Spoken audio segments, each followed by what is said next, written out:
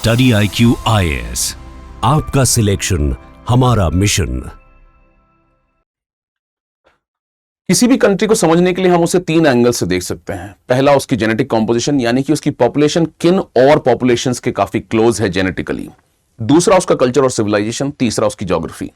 ये केस आप इंडिया के लिए अप्लाई कर सकते हैं, ये केस आप और किसी भी कंट्री के लिए अप्लाई कर सकते हैं। लेकिन जब हम इन तीनों चीजों को रशिया के लिए अप्लाई करते हैं तो एक बहुत क्लियर क्वेश्चन हमारे सामने आता है कि क्या रशियंस यूरोपियंस हैं या रशियंस एशियंस हैं, यानी कि ज्योग्राफिकली ये यूरोप और एशिया दोनों में स्प्रेड है। जेनेटिकली क्या ये यूरोप के क्लोजर है या रशिया एशियंस के क्लोजर है, और कल्चरली क्या ये अगेन यूरोपियंस के क्लोजर है या एशिया के क्लोजर है। और ये तीनों बातें बहुत ही नुआंस है, ये उतनी क्लियर नहीं है। और इनमें एक और चीज जो हमें समझ में आती है वो ये है कि इनके अंदर एक क्लियर कट ट्रांजिशन भी होता रहता है। रशिया एक ऐसी सिचुएशन में है जिससे कि इसके अंदर जैसा टाइम आता है उस तरह से इसके अंदर एक फ्लेक्सिबिलिटी आ जाती है। जब इसको जरूरत पड़ती है यूरोपियन कल्चर की तो ये उनके साथ अलाइन हो जाता है, जब इसे जरूरत पड़ती है एशियन कल्चर की और जब यूरोपियंस उसे नहीं अपनाते हैं तो ये एशियन कल्चर को अडॉप्ट करने लगता है। और ये इसको एक यूनिक पोजीशन मिली हुई है, इसकी यूनिक लोकेशन है जिसकी वजह से रशिया के साथ ऐसी सिचुएशन है। इसे एक कॉन्सेप्ट के थ्रू समझा जाता है जिसे बोलते हैं सिविलाइजेशनल बॉर्डरलैंड, यानी कि एक ऐसी कंट्री जो कई सिविलाइजेशंस के क्रॉस रोड्स पे खड़ी है और ऐसे कंट्रीज के अंदर डाइवर्स कल्चर्स दिखते हैं और इस कल्चर को वो एक बहुत ही स्ट्रेटेजिक तरीके से यूज कर सकते हैं और ये इनकी जियोपॉलिटिक्स में भी रिफ्लेक्ट होता है। अगर आप ज्योग्राफी की बात करें तो रशिया को आप देखेंगे कि एक ऐसी कंट्री है जो पूरे यूरोप में भी स्प्रेड है और एशिया में भी स्प्रेड है। लगभग 1/3 इसका हिस्सा यूरोप में है, लेकिन खास बात यह है कि इसकी मेजॉरिटी पॉपुलेशन यूरोपियन रीजन में है। एशिया में इसका बहुत बड़ा लैंड मास है जो 2/3 एरिया के आसपास है, लेकिन उसके बावजूद इसकी काफी कम पॉपुलेशन वेस्टर्न यानी कि काफी कम पॉपुलेशन ईस्ट में यानी कि एशियन साइड में है।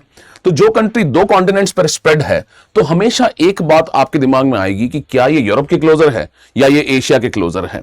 और हिस्ट्री भी हमें कई सारे ऐसे एग्जांपल्स देती है जिसमें पता लगता है कि क्या रशिया यूरोपियंस के क्लोजर रहा है।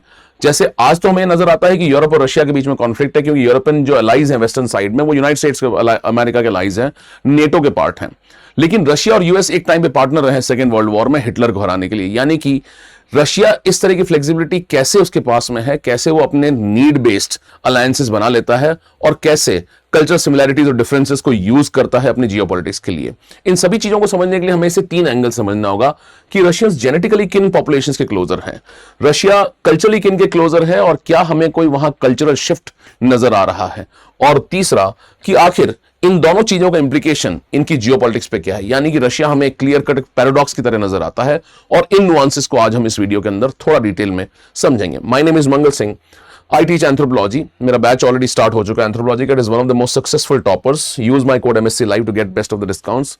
50% discount is being offered and double validity, यानी कि जो भी कोर्स जितने भी टाइम का है उससे डबल टाइम पीरियड के लिए आपको उसका एक्सेस मिलेगा। You can scan this QR code to join my telegram channel anthrologically, और मेरा इंस्टाग्राम हैंडल भी आप ज्वाइन कर सकते हैं एंथ्रोलॉजिकल, इस QR कोड को स्कैन करके।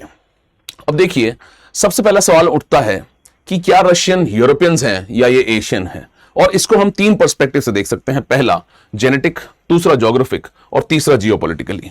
अब रशिया क्योंकि दो कॉन्टिनेंट्स पे स्प्रेड है तो आखिर रशियन पॉपुलेशन के अंदर कॉम्पोजिशन क्या है, क्या जेनेटिकली ये यूरोपियंस हैं या एशियंस हैं। अगर आप रशिया की पूरी पॉपुलेशन देखेंगे तो वो मोस्टली वेस्टर्न पार्ट में इकट्ठी है, वहां कॉन्सेंट्रेटेड है। तो ऐसे में रशिया की जो पॉपुलेशन है उसकी डेमोग्राफिक, उसकी जेनेटिक सिमिलरिटी कहीं ना कहीं यूरोपियन रीजन के साथ मिक्स होती है। लेकिन देखिए, जेनेटिक रियलिटी में ऐसा नहीं कह सकते कि यूरोपियंस में के अंदर भी कोई प्योर जेनेटिक्स हैं, वहां पे भी बहुत सारे इंटरमिक्सिंग हुई है। लेकिन ब्रॉडली हम देखते हैं तो जीन्स जो है रशियन पॉपुलेशन के वे काफी सिमिलर नजर आते हैं यूरोपियंस के। दूसरा हम देख सकते हैं इसको ज्योग्राफिकली, तो उसका 2/3 लैंड मास जो है वो एशिया में है, मेजॉरिटी लैंड एशिया में है, लेकिन डेमोग्राफिकली पॉपुलेशन कॉन्सेंट्रेटेड है वेस्ट में। और ये वर्ल्ड की लार्जेस्ट कंट्री, ये बात तो हमें पता ही है। और अगर जियोपॉलिटिकली देखेंगे तो एक बहुत हमें डिफरेंट शिफ्ट नजर आता है। तो आप देखते हैं कि किस तरह का इनका DNA और जेनेटिक्स है। तो एक बात हमें समझ में आती है कि ये काफी कोर यूरोपियंस के क्लोज है, यानी कि they are closely related to many of the European countries, जैसे पोल्स हो गए, फिन हो गए यानी कि पॉलिश पीपल, पोलैंड वाले लोग, फिनलैंड वाले लोग, बेलारूस, यूक्रेन और बाल्टिक पीपल, इन सभी से जेनेटिकली ये काफी क्लोजर हैं। और सिर्फ जो वेस्टर्न पार्ट वाले लोग हैं वो यूरोपियंस से क्लोजर हैं, लेकिन जो ईस्टर्न पार्ट्स में है उनका भी कंट्रीब्यूशन है। यानी कि इनके अंदर टर्किश लोगों का, मंगोलियन इन्वेजन का, सेंट्रल एशियन कॉन्टैक्ट का, इनके भी जेनेटिक मार्कर्स हमें नजर में आते हैं। यानी कि कोई ऐसी प्योर कैटेगरी नजर नहीं आती, लेकिन हमें यह पता लगता है कि इनकी कॉम्पोजिशन जो है पॉपुलेशन की वेस्टर्न साइड में यूरोप से क्लोजर है जेनेटिकली, और ईस्टर्न साइड में ये एशियंस से क्लोजर है और इन दोनों का मिक्सचर हमें नजर में आता है। लेकिन जो पॉपुलेशन का कॉन्सेंट्रेशन क्योंकि वेस्ट में ज्यादा है वो यूरोप के पास में है, इसलिए हम कह सकते हैं कि ये जेनेटिकली यूरोपियंस के क्लोजर हैं। ये एक इंपॉर्टेंट बात है। और अगर आप रशिया के स्टेट सिंबल को देखें तो वो डबल ईगल है। जहां रशिया के फ्लैग में डबल हेडेड ईगल दिखती है, एक का हेड है ईस्ट की तरफ यानी एशिया की तरफ और दूसरा का है वेस्ट की तरफ, यानी कि ये कोई एक्सीडेंट नहीं है क्योंकि इनके यहां पे दोनों तरह की पॉपुलेशंस, दोनों तरह के कल्चर्स और दोनों तरह की ज्योग्राफी इसका पार्ट है।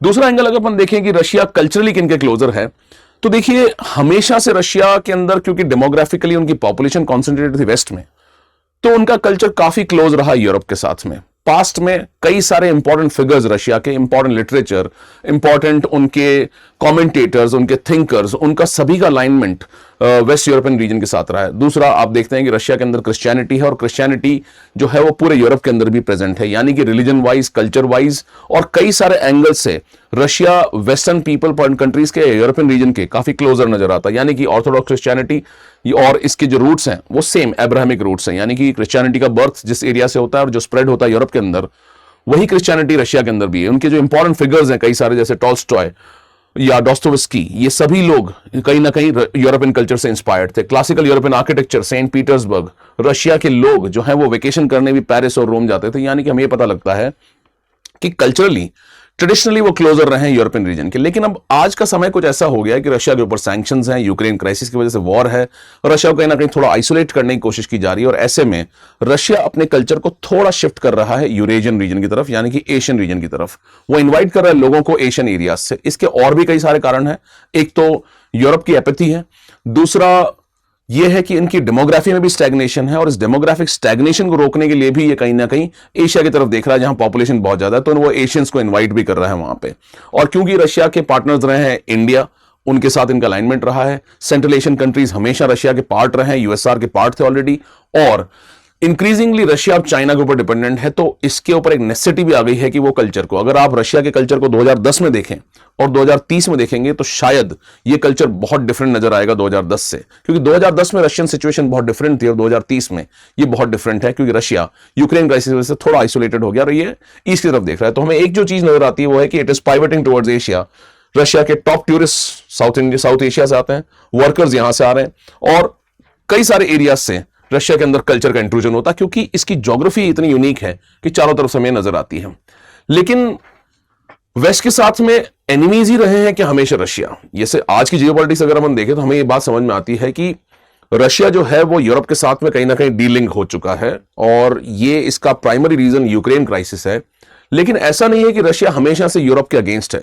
जब जब जरूरत पड़ी है रशिया यूरोपियंस के साथ आया है, जब जब नीड बेस्ड सिचुएशन में यूरोपियंस के साथ आता है। जैसे फॉर एग्जांपल वर्ल्ड वॉर 2 के दौरान यूएस और यूरोपियन रीजन्स की कंट्रीज ने मिक्स होकर साथ में रशिया के साथ मिलकर इन्होंने हिटलर को हराया, नाजी जर्मनी को हराया।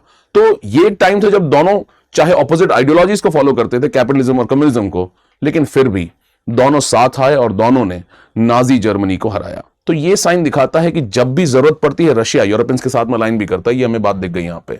और एक जो चीज हमें नजर आती है कि फिलहाल जब ईरान न्यूक्लियर क्राइसिस हुआ था तो उसमें भी जो नेगोशिएशंस हुए थे, ईरानियन न्यूक्लियर डील जो हुई थी, उसमें भी P5+1 कंट्रीज थी, यानी कि रशिया क्योंकि सिक्योरिटी काउंसिल का परमानेंट मेंबर है तो उसके साथ भी अलाइन हुआ। रशिया के सामने भी सेम चैलेंजेस हैं कि अगर इस्लामिक एक्सट्रीमिज्म स्प्रेड होगा तो उसके सदर्न पार्ट्स में उसका इंपैक्ट हो सकता है। यानी कि कई सारे कॉमन इंटरेस्ट हैं जिसके बेसिस पर रशिया यूरोपियंस के साथ में अलाइन भी कर जाता है कई बार जियोपॉलिटिकली। ये भी एक बहुत इंपॉर्टेंट पार्ट है। जब इनको जरूरत होती है तो साथ आ जाते हैं, लेकिन जब जरूरत नहीं होती है तो ये आपस में डिफरेंस भी आ जाता है इनके अंदर। जैसे अभी करंट यूक्रेन क्राइसिस में इनका शिफ्ट एशिया की तरफ हो रखा है।